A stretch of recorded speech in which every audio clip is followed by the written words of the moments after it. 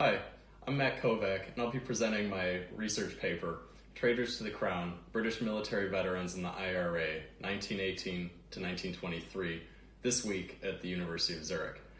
So thank you for joining me for this quick excerpt, and I look forward to seeing you at the conference. If the decision to enlist had been made lightheartedly, the months and years of military service that followed were anything but. Across all theaters of the war, from the trenches of France and Belgium, to the deserts of Mesopotamia, to the jungles of Cameroon, Irish veterans turned IRA militants constructed their wartime experiences similarly, as senseless, ultra-violent, and lacking any moral legitimacy.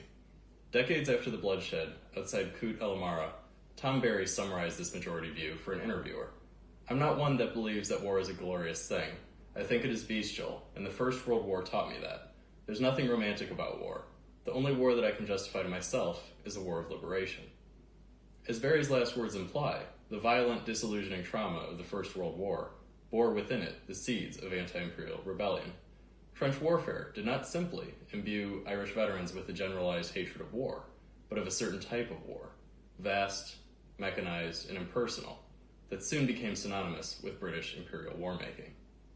The sheer scale of the slaughter particularly unnerved Irish veterans.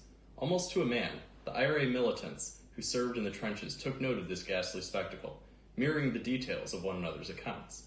Maurice Meade, surrounded and captured at La Basse, wrote, "We were in such a bad way at the time and surrounded by dead bodies that, in fact, we used the dead bodies as barricades, heaping them up to give us cover from the German fire."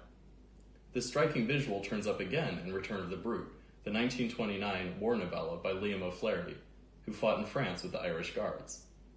In the book's early scenes, one such human barricade is demolished by shellfire, forcing the soldiers to sift through limbs and entrails to rebuild their cover. Quote, "In the pitch darkness, it was impossible for a man to see whether he was lifting a sack or a piece of rotting corpse." Unquote. For Irishmen far from home, this portrait of men fumbling in the dark, unable to differentiate person from sandbag, captures both the war's existential confusion and its grotesque intimacy as they witnessed and participated in the horrific industrial-scale conversion of human bodies into objects, or worse, clouds of pink vapor.